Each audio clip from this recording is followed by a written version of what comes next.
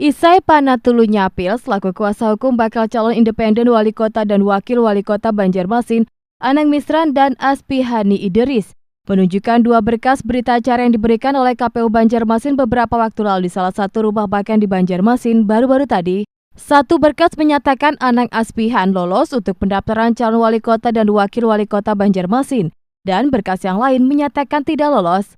Kedua berkas ini dipermasalahkan oleh pihak kuasa hukum karena merugikan kliennya.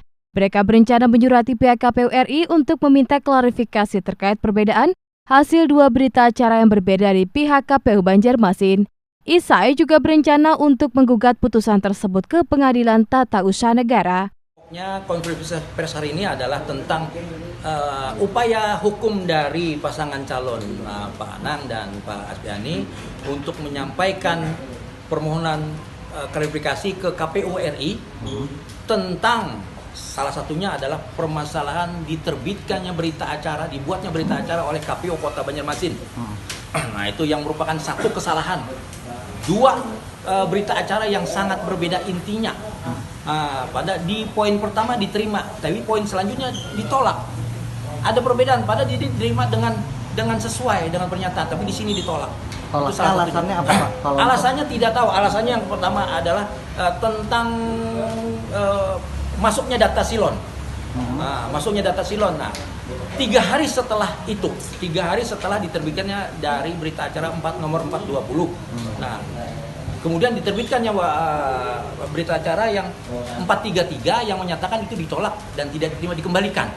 Nah, dengan catatan bahwa itu tidak lengkap, bahwa dukungan tidak lengkap, dukungan tidak sesuai dan tidak Nah, itu nyata dikembalikan. Nah, tapi sebelumnya 420 sudah dinyatakan lengkap.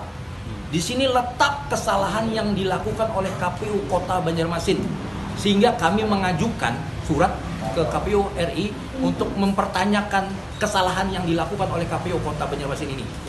Nah, hal lain mengenai silon dan mengenai kelemahan silon, dan itu juga kita akan memperjelas ini di dalam surat kami kepada KPU RI. Ada upaya lain, upaya hukum juga nantinya yang akan dilakukan? Upaya hukum ketika kami ada atau tidak mendapatkan jawaban dari KPU RI, kami akan melakukan upaya hukum dengan mengajukan gugatan di TUN. Sementara itu, KPU Banjarmasin mengaku siap menghadapi laporan tersebut dan itu merupakan hak dari bakal calon. Mereka juga sudah memberikan asas kepastian hukum atau hasil dari KPU.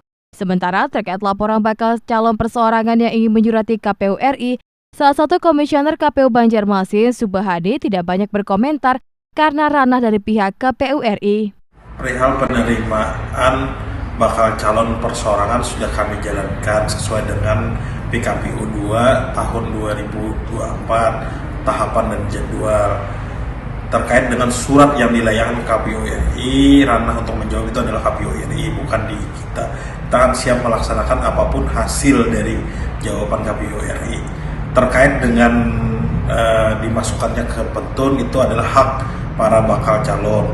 Kami yang jelas sudah menjalankan asas kepastian hukum. Artinya bahwa sudah ada putusan yang dikeluarkan oleh KPU terkait dengan penerimaan calon on perseorangan. Diketahui gagalnya Anang Aspihani maju ke Pilwali Banjarmasin disebutkan karena berkas silon masih dianggap kurang atau tidak memenuhi syarat oleh pihak KPU Banjarmasin beberapa waktu lalu. Zain Palepi, Duta TV Banjarmasin.